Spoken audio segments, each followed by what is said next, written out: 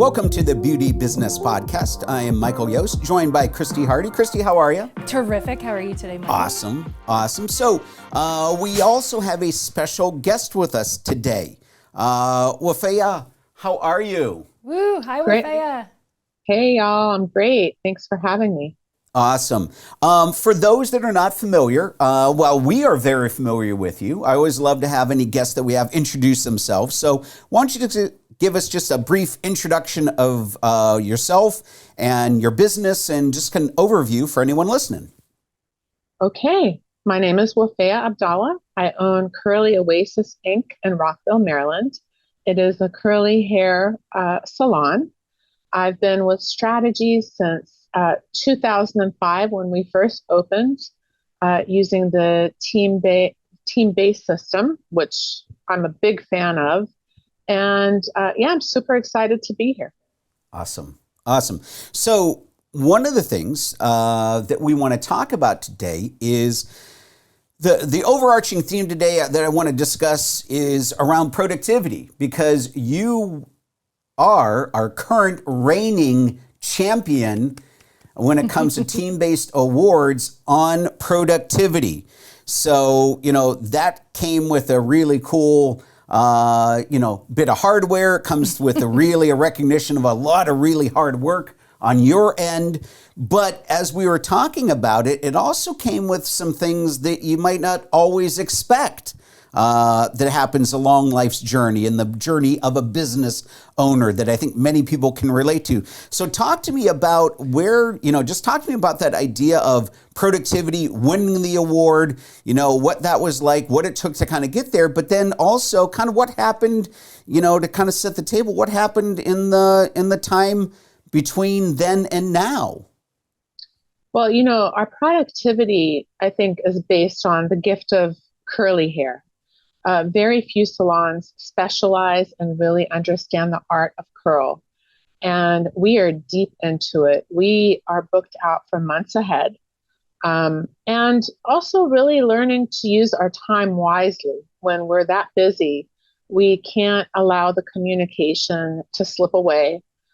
We need to stay efficient in our systems so that we can maximize our productivity, but also not lose sight of our functionality as a team. And so it was a wonderful celebration to win the Productivity of the Year award at this last conference with Strategies.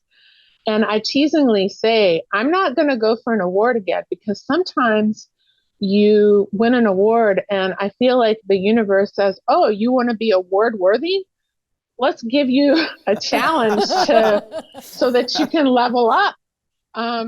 So what happened after that is I went to Egypt. I led a group to Egypt, my motherland, and really left the team in great shape.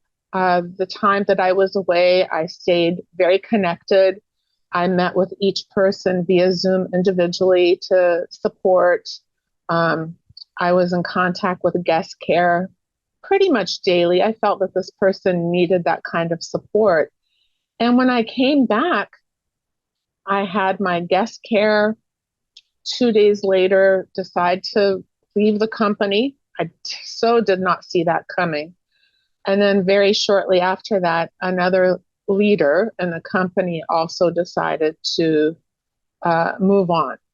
Oh, wow. And so I thought to myself, okay, great for productivity. Who won employee retention? Let me reach out to that person.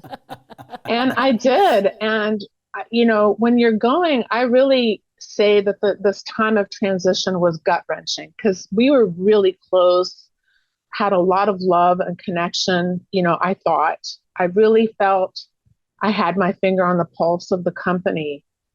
And when something like that happens, it's painful.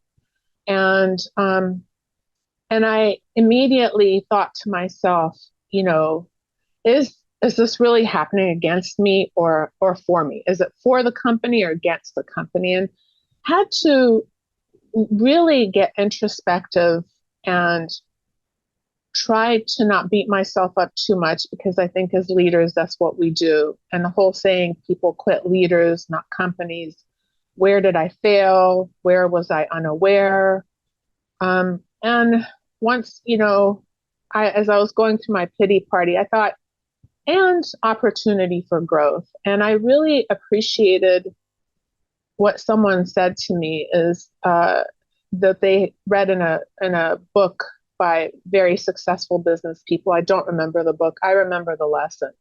And that is the people who get you from 0 to 100 won't necessarily be the same people who get you from 100 to 1,000, and won't be the same people who get you from 1,000 to 10,000. And I know I'm using small numbers here, but you get my gist. And I thought, okay, perhaps then this is the cycle of a growth of a company, that this is what needs to happen to have that leveling up. And so I'd really love to share some of what Christy Newell, who won employee retention, shared with me. Okay. So when I reached out, the first thing she said is, my company didn't really get to the place that it is until I loosened my grip a little bit. And I thought, I've been loosening my grip. How much more can I loosen? But I listened, and I appreciated that. And then she said, this younger workforce, they just need to be heard. They're going to say all kinds of crazy stuff, or, maybe not so crazy stuff, but ultimately they really just want to be heard. And I thought, okay, that's something I've been working on to improve. Okay. And then she said, some people have families or whatever. They want it to be part-time. And I thought to myself, what difference does it make as long as the hours are covered for the company? Now, I was always under the impression of part-time employee means part-time performance.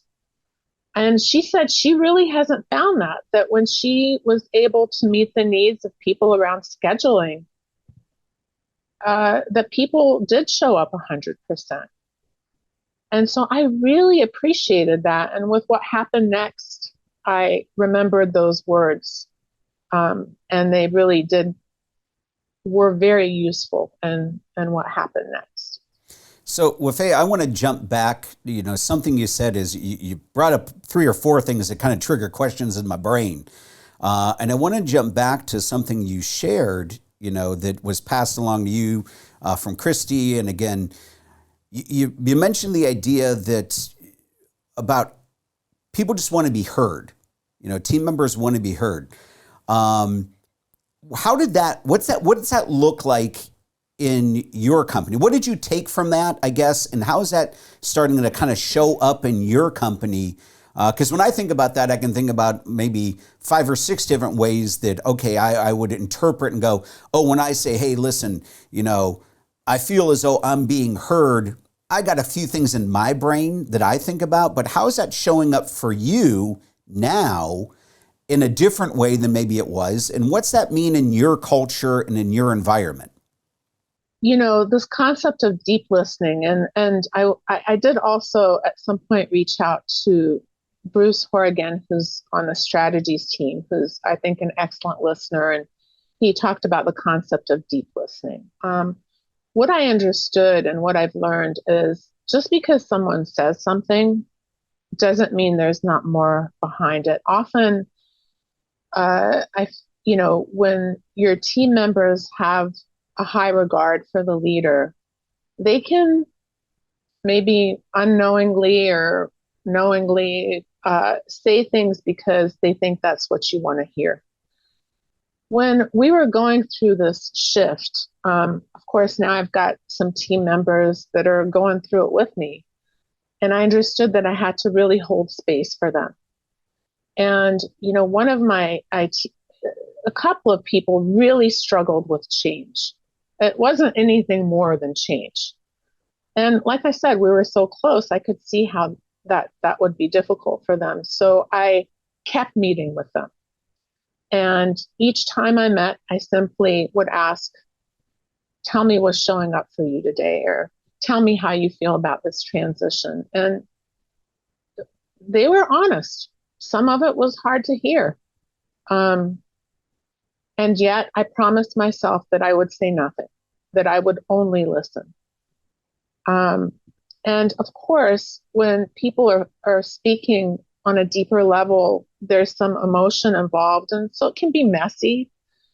And so it was great because it was a period of days. And so I was able to sit with the information that I heard and sift through what I could release, the emotional piece, and what I could take away.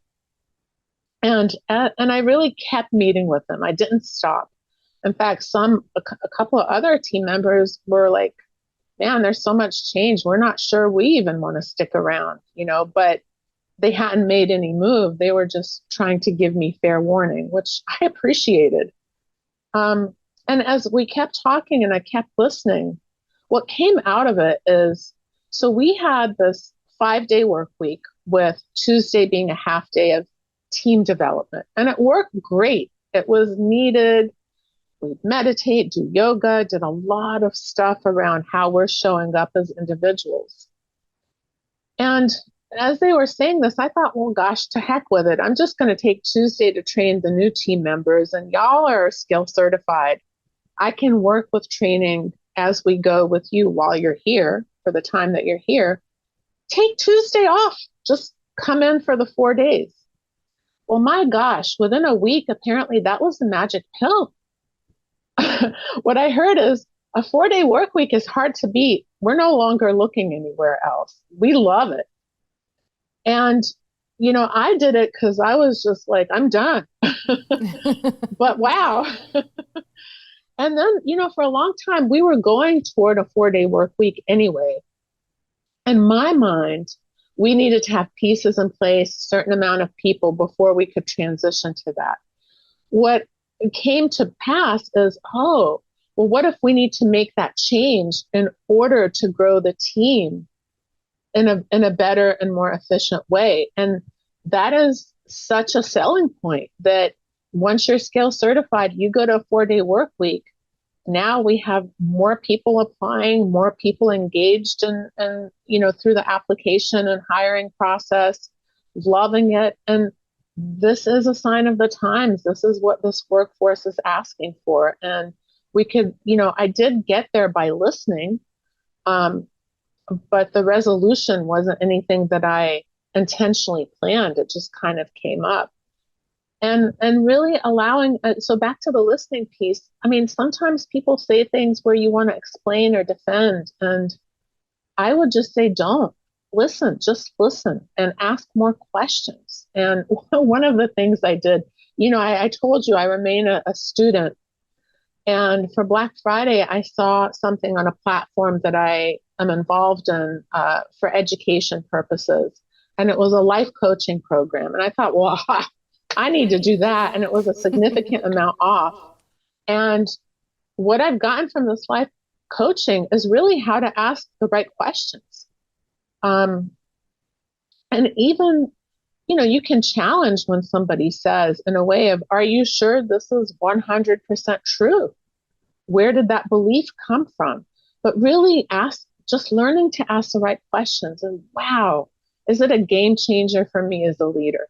It helps me separate my emotions, my ego, and really be present for that person. And as I'm listening, what I'm thinking about is more questions to get clear on what exactly they're trying to tell me. That's excellent. So really, Wafaya, what you're saying is productivity has nothing to do with an action. It has everything to do with behaviors and truly listening. 100%. But I'll tell you, our numbers have shifted in this time. I mean, we just hit goal, and I think we exceeded it by several $1,000s in That's February. Awesome. Where people were sick and we had 2 snow days. So yes, behaviors drive the numbers. Behaviors drive the productivity. Behaviors drive everything in a business.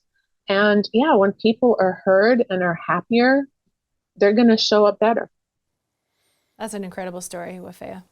So I'm going to, I want to touch back, and you kind of just touched on it, Wafaya. I know a lot of people probably wondering, all right, you cut back to, since we said the theme of this is based around productivity, cutting back to a 4-day week, we could probably make some assumptions and say, all right, those days probably got busier, but at the same time, cutting back hours. Give me a little bit of the nuts and the bolts behind, like, what is that looking like as far as when it comes to just your productivity itself? Was it a real shift in the amount of hours you had for sale, or we just kind of restructured, a 4-day week and we found there wasn't much shift in what we were offering for sale? Give me a little bit more of that, more of that nuts and bolts of as you made these changes in, your work week and all of that. We can definitely sense the change in culture, the change in just, that whole side of it, which I love. But what was the change on the other side? Again, just a number side of it, the business side of it. Balancing the business what's that side. look? Yeah, that balance between that, work-life balance and however you want to say it. But what's that look like from a work standpoint? Gotcha. Well, I prefer the term work-life harmony because that's ultimately what we're seeking. And we were already seeing clients 4 days a week. That 5th day was about team development, skill certification. So that didn't change. And we got busier in the sense, because now I've got this day devoted to training new staff members, which is now more efficient because not having to balance, okay, well, I have to train this person who's further along in the journey and this person who's brand new. I can just focus on the new staff. And so I can get them skill certified in services faster. And so that was part of the increase. And that's how we were already booked for months ahead. We're right now booking in June. And so, there was no wiggle room to be more productive. We simply were able to show up better for the hours we had for sale and then train new staff so that they could also offer whatever service they're skill certified for. So we're able to train a little faster because I'm just able to focus on them on Tuesday. And so we didn't need to change the hours for the existing staff. We simply just said, okay, come in the days that you're serving clients. Now, when we have meetings, of course, that has to be on a Tuesday, because come on, give me a break. we're already at a 32-hour work week. And they appreciate that. They're like, of course, absolutely. So once a month on Tuesday, they're here for 4 days. And that's when we can do some, skill development, have our meeting. If we are doing some kind of personal development, we can do it now once a month on that day. And of course, looking ahead at holidays, the 4th of July, I believe, is on a Thursday. So I said, guys, we need to make this work. So can we switch those hours to Tuesday and you're still getting a 4-day work week? And again, of course, they agreed to that. And so it's making sure and keeping the grip on the hours for sale and not just like, oh, well, we don't work Tuesday and we have a holiday off. I mean, there has to be some give and take, and they understand that. They're just really happy to have the time. And I get it. You know what, man, if the younger me and even me now, a 4-day work week's great. Who doesn't want that? Who doesn't want that? I mean, we don't have to criticize this generation. We need to really learn how to be effective in embracing what they hold to be true in their world and figure out how to make it work. And, Christy Newell was just such a godsend and I love using the Greater Strategies community to reach out to other owners and say, help, what have you figured out? Right. And I've really enjoyed our exchanges. And she's so right. She's like, I have a Google Calendar. They want to do this. I just need to make it work for the company. And by the way, it makes great sense because now we're able to, let's just say you have a team of 4, you're able to add another person and not increase your payroll because they went to a 4-day work week. Now we're able to have another person and it doesn't change that. So very efficient financially as well. That's pretty cool. It's really, I love how you kind of brought that all together is, for someone that's listening, it's like, how can this really start to work itself out? And we can, I think, get a great sense of how that works out for you. And I love the fact that, like I said, not only, in many ways we became much more efficient. I think the thing that's interesting, to me is, because you had mentioned it, when you said, a lot of times, and again, we could call it old school attitude, whatever you want to say. But, I loved how you had mentioned earlier, it's like sometimes we kind of live by the idea of, part-time equals part-time approach and part-time attitude. And the fact is, obviously, that's been is shown itself to be completely the opposite as far as that goes. But I want to ask you personally, how big a jump was this for you? Because again, I know a lot of times as business owners, most business owners are always, kind of fighting that introspection for themselves about, am I doing the right things? Am I the right type of leader? Am I challenging myself in the right ways? Or any kind of questioning any number of things. You came back, kind of go back to the beginning of this story, came back, you came back to something that said, hey, here's a challenge. I lost 2 people out of my company that were very important to my company, very important to you, I'm sure personally as well. And to kind of on this journey, as we kind of wrap up in the last few minutes that we have, I'm interested to know for you as a leader, what's that, again, knowing how deeply, especially you take that and kind of process and how you take things, what's been the learning experience for you from all of this? As you kind of look at it now in its bigger scope of it, what's been the one key thing for you that's stood out as a leader that you've learned in this journey? Well, I mean, there's so much, but I will say this. I think this was something that came to me that really shifted my perspective. And that is, when we're facing challenges, are they here to hinder our progress or present growth opportunities? And, again, I read a lot. I listen to a lot of podcasts. I listen to all kinds of things. I love learning. And, I was listening, I think it was Jay Shetty, and I forget who he had on. Dave Asprey, I believe, the biohacking king. And they were saying, just because we have this fame and recognition doesn't mean we don't have internal stuff in our companies that we've had to endure. We just don't talk about it. Whether it's, chief financial officers that have stolen money and each thing that they've gone through was not a setback. It was an opportunity for learning and growth. And I can already tell you that within a 4-month period, things are so much better, so much better. And even at the time, I told myself, there's not a yin without a yang. And so if we're going to suffer and we're going to be kind of low and sad as a leader, then my God, good times lay ahead. And That's so, awesome. just understanding that challenges are opportunities for growth. And our suffering really comes from when our expectation of reality isn't being met.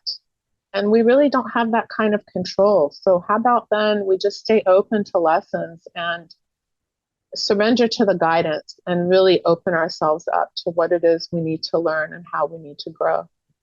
I love it. Wafaya, that advice goes for every business leader. It doesn't matter if it's beauty industry or anywhere else, and every parent and every friend and every human being. So really good share. Awesome. Thank you. This has been awesome, Wafaya. We got to keep doing this because every time we get a chance to talk, you always bring great insight and I think a great, just again, perspective on things, and just kind of always shoot it straight to what's happening and don't sugarcoat things. And challenges are challenges, but here's how we overcome them. So I love what you had to share with us today. Christy, any last thoughts on your end? No, but thank you, Wafaya, for being vulnerable and allowing us to hear that, the most successful businesses absolutely continue to work through challenges. And it's about how we internalize it and then make a change necessary for our business. So As always, amazing job. Thank you for joining us today. My pleasure. Thank you so much for having me. Oh, you are welcome. And to everyone out there, thanks for tuning in. Thanks for listening. And we will see you again on our next podcast. Have a great day. Thanks again for listening to the Beauty Business Strategies podcast. If you like this episode, be sure to hit follow to learn more about how strategies can help create more fun, profit, and growth potential for you, your company, and your team. We invite you to schedule a free 60-minute strategy session by clicking the direct link in the description of this episode.